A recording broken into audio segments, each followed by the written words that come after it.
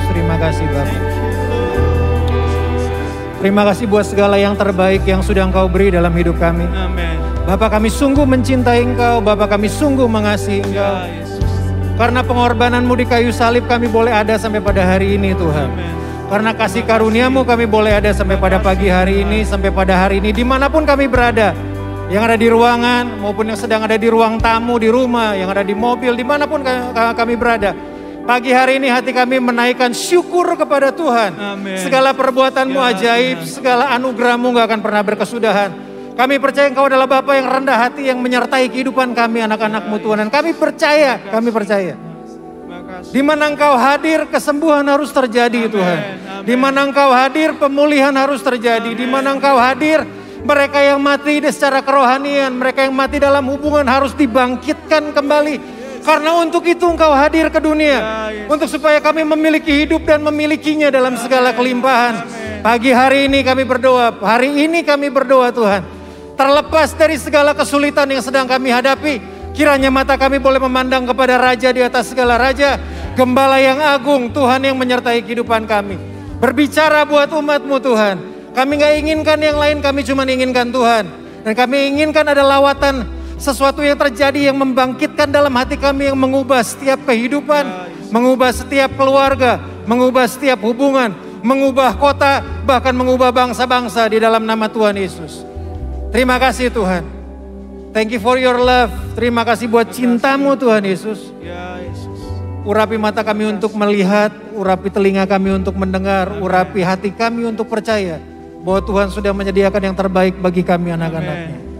Terima kasih Tuhan Yesus, kami mengucap syukur di dalam nama Tuhan Yesus. Kami naikkan penyembahan kami kepada Tuhan. Haleluya. Amin, amin, amin. Kasih tepuk tangan sekali lagi buat Tuhan. Ya. Wow. Silakan duduk Bapak Ibu yang ada di ruangan, yang ada di rumah, mau duduk, mau rebahan juga boleh gitu ya. Walaupun rebahan kelihatannya enggak ini banget. Selamat hari Minggu. Selamat hari Minggu. Bukan hari Senin, selamat hari Minggu. Ya, saudara, saya percaya saudara di hari Minggu. Dan this is the final week katanya dalam kehidupannya Tuhan Yesus. Seminggu terakhir menjelang peristiwa Tuhan Yesus disalibkan. This is berapa orang bilangnya final week, ada yang bilang mengenai final Passion Week. Saya bersyukur Pastor Joy udah khotbah minggu lalu dengan sangat powerful. Ngana paling keren memang. Bicara mengenai kesabaran. Itu sangat-sangat apa tuh ya, buat saya itu menjadi sangat-sangat berbicara banyak buat kehidupan saya secara pribadi. Dan meneruskan mengenai selama 1 bulan berbicara mengenai like father, like son. Seperti Bapa, demikian juga adalah kita anak-anaknya. Yohanes pasal yang ke-13, saya mau sharing sedikit aja buat Bapak Ibu yang ada di ruangan maupun yang ada di Zoom, dimanapun Anda berada. Yohanes pasal 13, nah ini adalah berbicara mengenai perjamuan makan terakhir. Berbicara kehidupan Yesus di mana perjamuan makan terakhir. Dan saudara perlu tahu bahwa Yesus pada saat itu adalah orang yang paling terkenal yang ada. Kalau dia punya Instagram, dia punya media sosial, semuanya pasti berita tentang Tuhan Yesus. Karena seminggu sebelum terakhir dia disalibkan, ada satu peristiwa beberapa hari sebelumnya ketika Lazarus dibangkitkan. Dan itu berita sampai kemana-mana. Jadi dia memang menjadi orang yang sangat terkenal pada saat itu. Pasti diundang podcast untuk beberapa, kalau hari ini itu ibaratnya diundang Instagram, saudara muncul, ada di mana-mana kemudian muncul. Dia menjadi orang yang sangat terkenal pada saat itu. Dan ini adalah kemudian berjalannya waktu, ini menjadi sebuah peristiwa di mana perjamuan makan yang terakhir bersama Yesus dengan murid-muridnya. Saudara perlu mengerti, saya udah khotbah beberapa bulan yang lalu bahwa dalam budayanya Israel kalau orang diundang makan itu adalah sebuah tingkat relationship, tingkat pertemanan, friendship yang sangat tinggi. Dan Yesus sedang berbicara untuk terakhir kalinya. Dia sedang duduk makan dengan murid-muridnya. Orang yang paling terkenal, orang yang paling hebat sedang duduk makan dengan murid-muridnya. Yohanes 13 ayat yang ketiga. Yesus tahu bahwa Bapanya telah menyerahkan segala sesuatu kepadanya. Dan bahwa ia datang dari Allah dan kembali kepada Allah. Gak sekedar dia orang yang terkenal, that moment, saat itu. Yesus adalah orang yang paling berkuasa, seorang manusia yang paling berkuasa yang ada di dunia. Karena Alkitab tulis begini, Yesus tahu bahwa Bapaknya telah menyerahkan segala sesuatu kepadanya loh. Semuanya Bapa sedang serahkan kepada Yesus di titik ini. Di momen di mana dia sedang akan makan bersama murid-muridnya. Yesus adalah the most powerful man on earth. Bukan sekedar on earth, di seluruh jagat raya. Dia menjadi orang yang paling berkuasa. Kenapa? Karena Bapa di sorga menyerahkan segala sesuatunya kepada tangannya. Apa yang saudara lakukan kalau saudara diberi kekuasaan kayak begitu? What do you do? Apa yang saudara kerjakan, lakukan. Kalau saudara diberikan kekuasaan yang sebesar yang Yesus dapatkan, yang Yesus pegang pada saat itu. Abraham Lincoln pernah tulis begini, kalau kamu mau tes karakter seorang pria, seorang manusia, beri dia kekuasaan. Kenapa orang kepengen banyak duit? Karena ujung akhirnya adalah supaya mereka memiliki banyak kekuasaan. Yesus nggak butuh duitnya loh, Yesus diberikan kekuasaan oleh Bapaknya.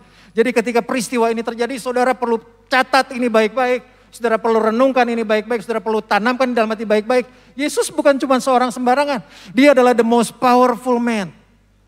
Manusia yang paling punya kuasa saat itu. Kalau ada anak muda suka nonton Avengers, Thanos tuh cuma begini doang kan. Musuhnya Avenger, hilang setengahnya bumi. Yesus tuh kalau hari itu dia cuma ngedip, rusak semuanya, bisa. Kenapa? Dia paling berkuasa yang ada di bumi. Pada saat dia sedang akan dalam penetapan perjamuan makan ini, sedang makan bareng dengan murid-muridnya. Dan yang menarik adalah ketika di satu sisi kemudian kalau Yesus lagi makan ber-12 gitu. Makan ber-12 kemudian dia lagi makan, orang yang paling berkuasa yang lagi makan.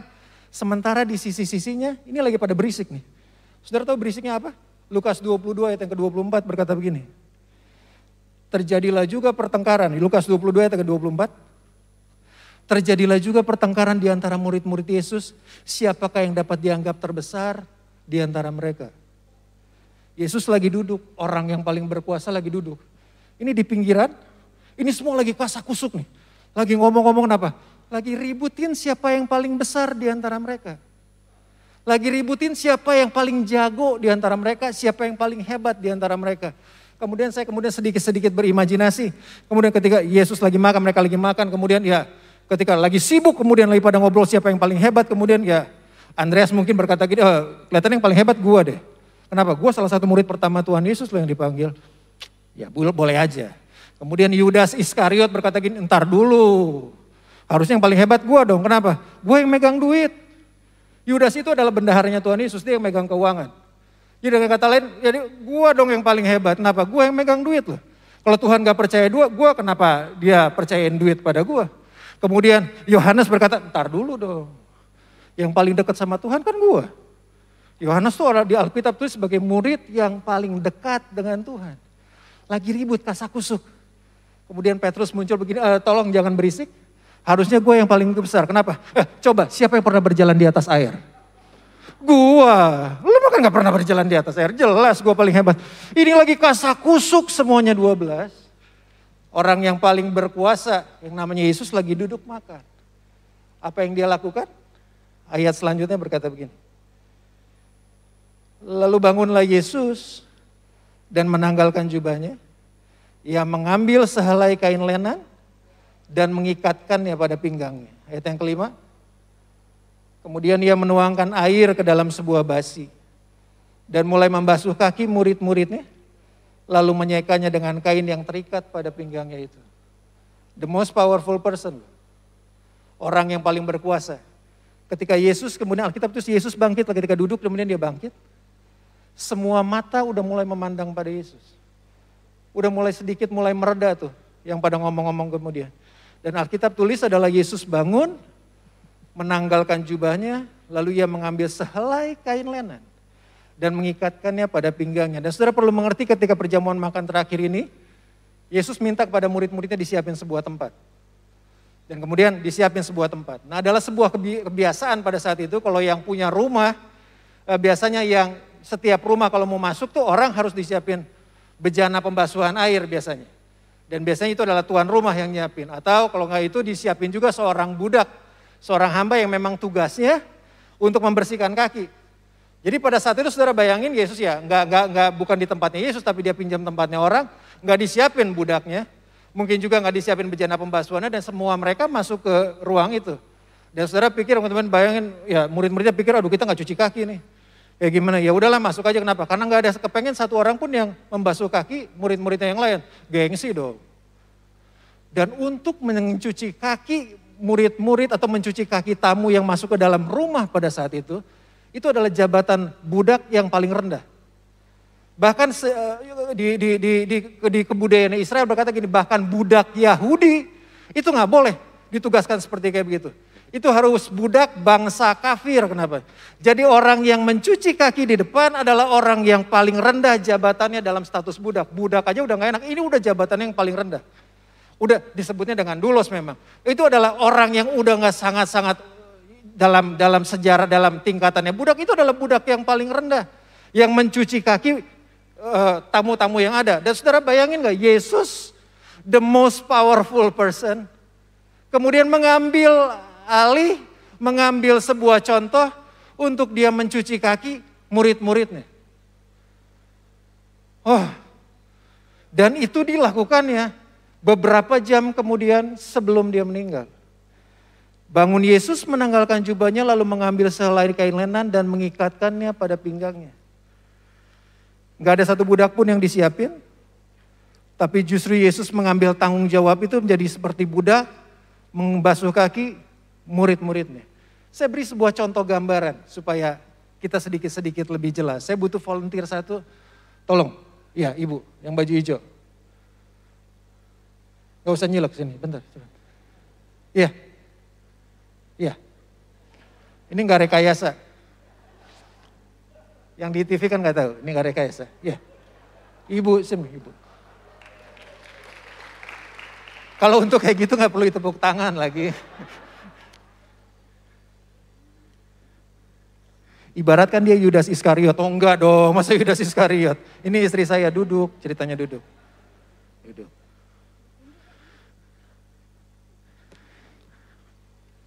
The most powerful person, lagi ributin masalah siapa yang terbesar. Yesus kemudian, Alkitab tuliskan kemudian Yesus bangun. Dia bangun dari meja makan. Alkitab tulis dia bangun dari meja makan, menanggalkan jubahnya, mengambil sehelai kain lenan dan mengikatkannya pada pinggangnya. Tolong buka satu. Ini kalau di film Korea, Would You Marry Me?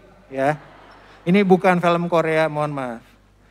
Yang di ini nggak itu. Loh, Alkitab tulis begini loh. Sementara murid-muridnya sedang berisik, kemudian Yesus bangun dan percakapan mereka berhenti.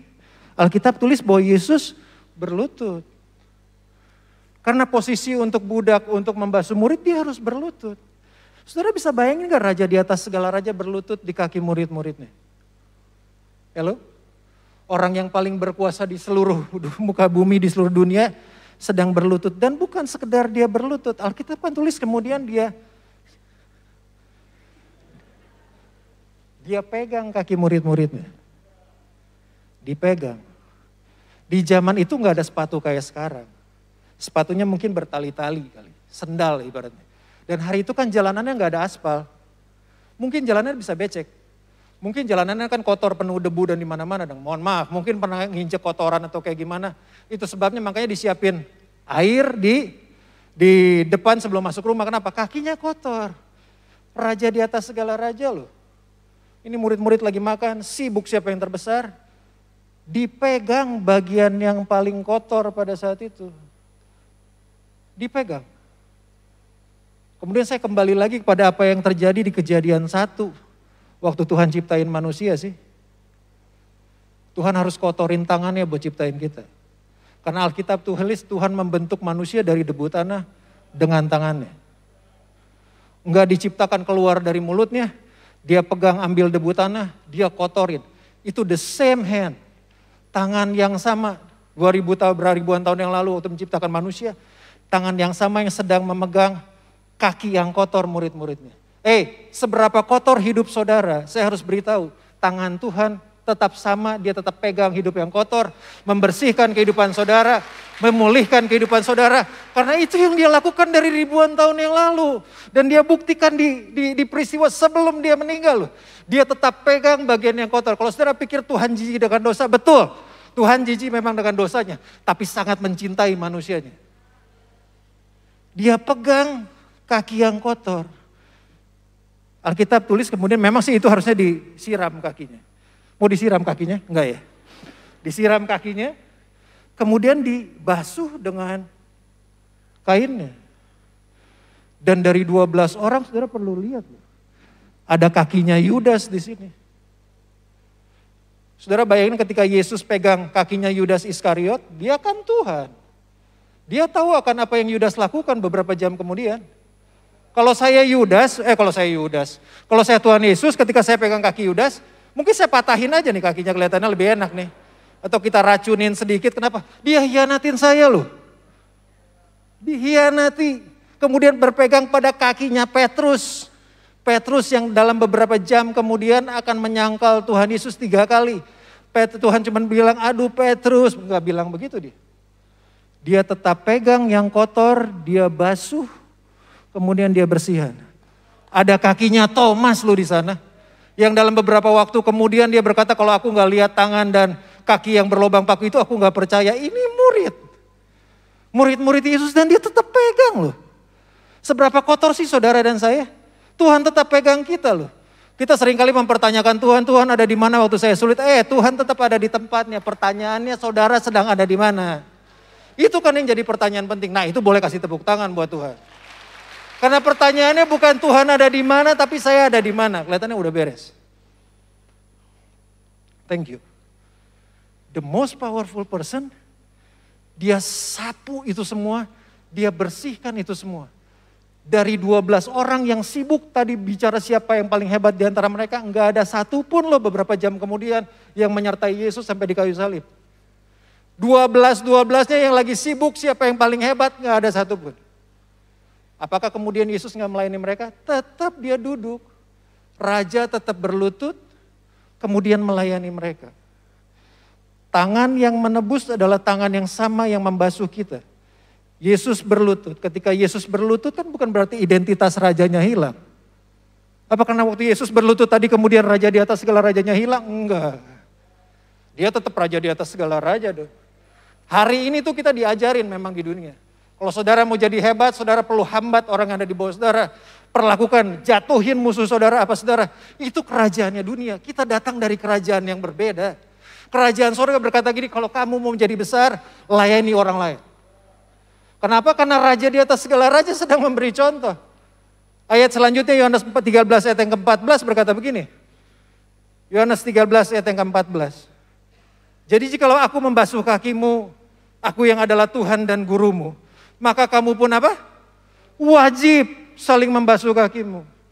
Bukan sekedar prosesi ininya secara fisik, tapi sebuah attitude, sebuah sikap untuk saling membasuh kaki, saling merendahkan diri. Kamu pun wajib saling membasuh kakimu. Ayat ini kemudian selanjutnya yang ayat yang ke-15 berkata gini, sebab aku telah memberikan suatu teladan kepada kamu, supaya kamu juga berbuat sama seperti yang telah kuperbuat kepadamu. Waktu Yesus bangkitin orang mati, waktu Yesus bangkitin Lazarus, Tuhan Yesus gak bilang begini loh ke murid-muridnya, gue udah bangkitin orang mati, gue tinggalin teladan, ikutin. Enggak.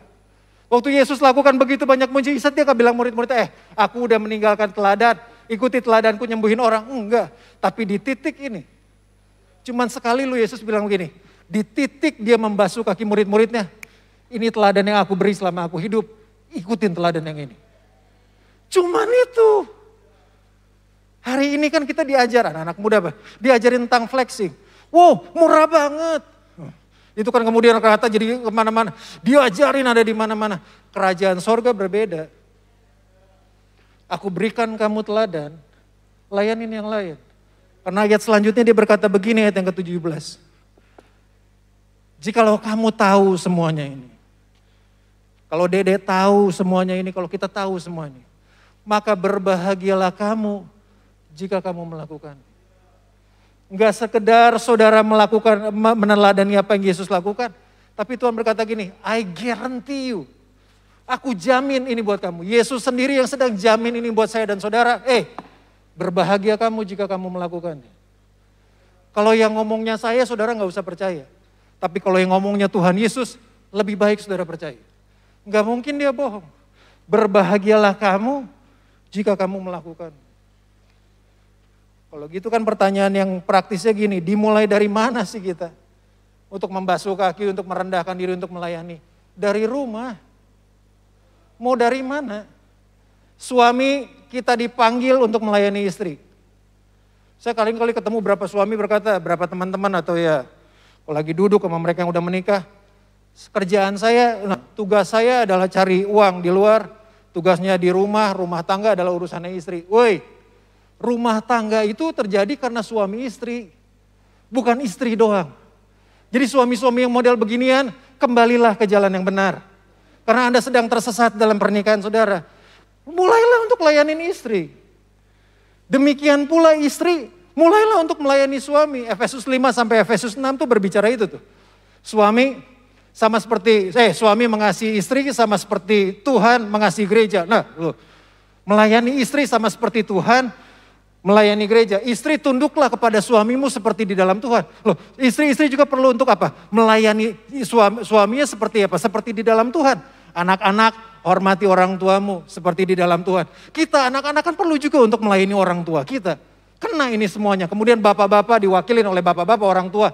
Jangan bangkitkan amarah dalam hati anak-anakmu. Tapi didiklah mereka dalam takut akan Tuhan. Orang tua juga kita dipanggil untuk melayani anak-anak kita. Anda para atasan, para bos yang atau yang punya jabatan tinggi, ingat, kamu juga punya bos yang ada di atas, itu Tuhan sendiri. Hamba-hamba, ingat, taatilah Tuhanmu seperti di dalam Tuhan. Artinya semua profesi, semua yang ada, layani seperti di dalam Tuhan. Dan memangnya harus dimulai dari keluarga sih. Mau dimulai dari mana saudara? Saudara bisa bagus di gereja kemudian berantakan di keluarga loh. Mulainya dari keluarga dulu.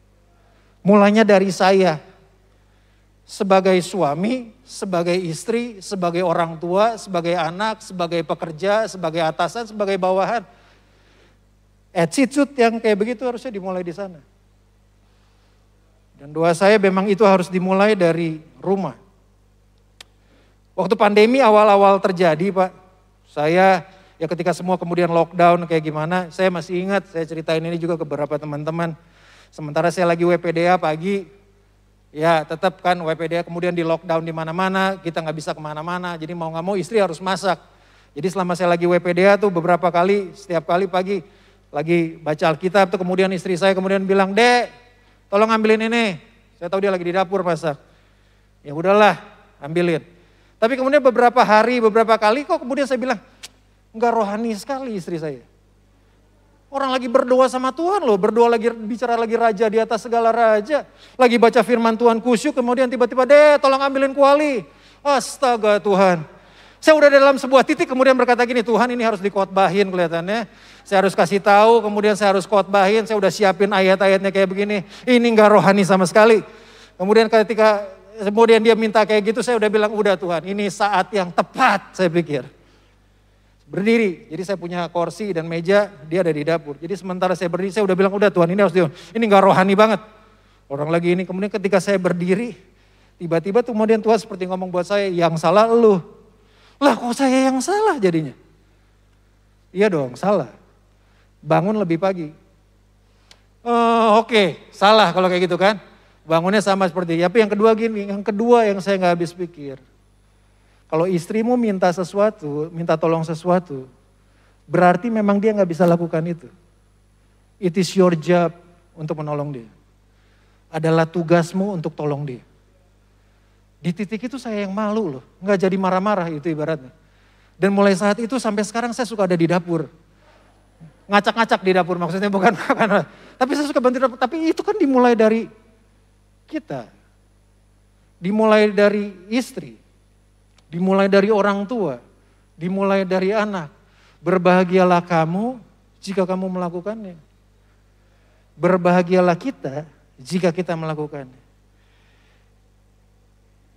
Keputusan kita untuk turun ke bawah. Keputusan kita untuk merendahkan diri turun ke bawah, itu sangat menentukan jalan kita untuk naik ke atas. Keputusan saya untuk kemudian seperti Tuhan Yesus merendahkan diri turun ke bawah, itu sangat menentukan keputusan kita untuk naik ke atas. Selama mempersiapkan ini saya kemudian tanya Tuhan, kenapa harus begini sih? Kenapa harus dengan kekuasaan yang Tuhan miliki saat itu, kenapa harus duduk kemudian layanin orang-orang yang mengkhianati kamu Tuhan. Saudara tahu 12 orang murid di luar Yudas, sementara peristiwa kemudian Yesus disalibkan kan mereka kocar-kacir ada di mana-mana, gak tahu mereka ada di mana. Tapi setiap kali mereka pulang ke rumah dan setiap kali mereka membasuh kaki mereka, saya yakin mereka teringat akan tangan Tuhan yang sedang basuh mereka. Itu gak akan pernah lepas. Yang Yesus lakukan itu menghujam sampai kedalaman kejiwa mereka, sampai setiap kali mereka cuci kaki mereka dan lihat kaki mereka, di bawah kaki mereka itu ada tangannya Tuhan yang selalu siap untuk menopang mereka. Yang selalu siap untuk mendukung mereka, yang selalu siap untuk mengampuni mereka. Karena Yesus lakukan sesuatu yang di luar ekspektasi semua orang. Ketika dia membasuh kaki murid-muridnya, mengambil rupa, Efesus 3 berkata ini, mengambil rupa seorang hamba, menjadi sama dengan manusia. Untuk apa? Supaya kita boleh rasakan kebahagiaan dalam melayaninya Tuhan.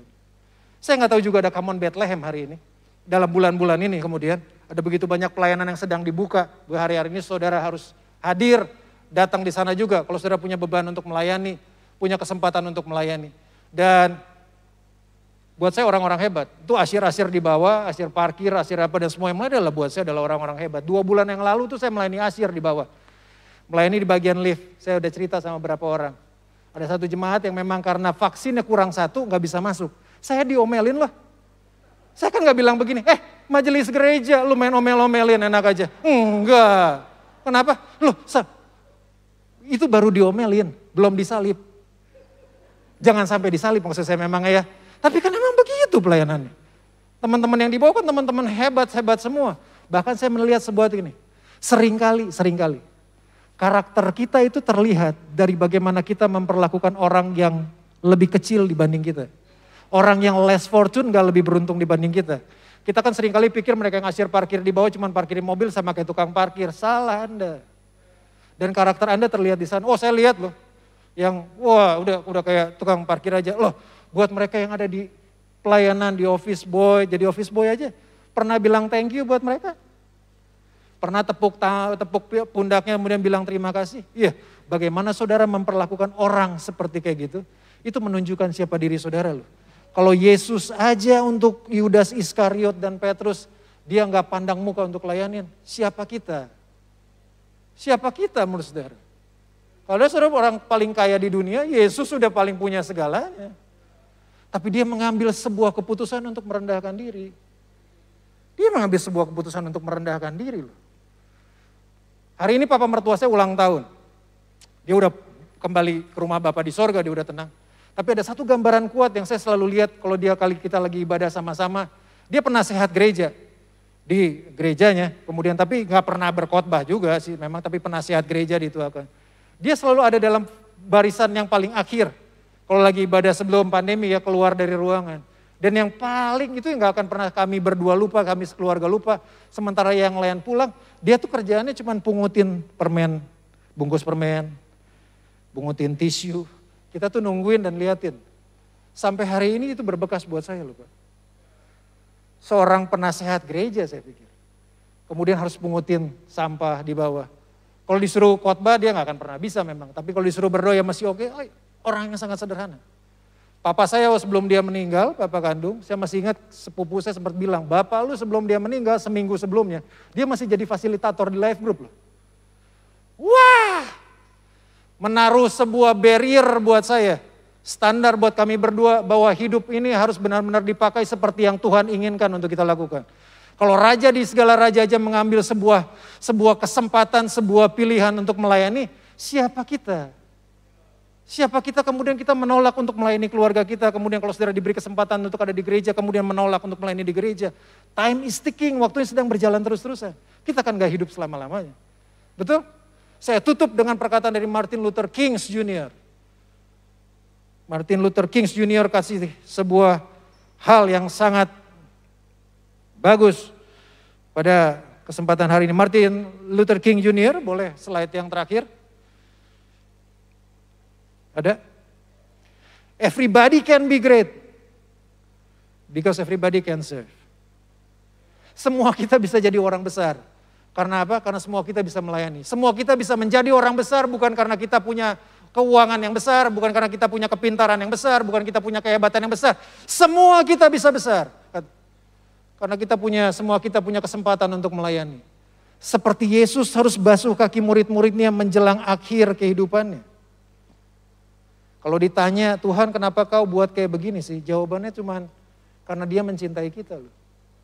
Karena Yohanes pasal yang ke-13 ayat yang pertama berkata gini, sementara sebelum hari raya Paskah mulai, Yesus telah tahu bahwa saatnya sudah tiba untuk beralih dari dunia ini kepada Bapa. Sama seperti ia senantiasa mengasihi murid-muridnya.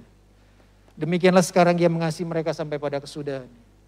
Setiap saya dan saudara bisa untuk menjadi orang besar, karena setiap kita bisa diberi kesempatan untuk melayani. Mari datang pada Tuhan pada kesempatan pada pagi hari ini yang ada di ruangan, maupun yang ada di rumah, dimanapun Anda berada. Doa saya firman ini boleh berbicara menjelang 1 minggu ini, kita akan memperingati kematian dan kemudian kebangkitan Tuhan Yesus. Terima kasih Tuhan, terima kasih. Mari berdiri sebentar. Yang ada di tempat ini, kalau saudara yang ada di rumah berdiri juga boleh. Kalau yang ada di rumah bersama dengan anak, istri, keluarga, boleh untuk rangkul mereka, boleh untuk pegang mereka. Sambil kita datang kepada Tuhan, karena ini yang kita butuhkan daripada Tuhan, hati yang merendahkan diri. Bahwa melayani adalah satu-satunya cara untuk mengikis keegoisan dan menghancurkan kesombongan. Merendahkan diri seperti Tuhan Yesus lakukan, itu satu-satunya cara untuk mengikis keegoisan yang kita miliki, kemudian menghancurkan kesombongan dalam kehidupan kita semua. Karena itu yang Yesus lakukan. Itu yang Yesus kerjakan dalam kehidupan kita semua. Mari datang pada Tuhan pada kesempatan hari ini. Terima kasih Tuhan Yesus. Terima kasih Tuhan. Terima kasih Tuhan.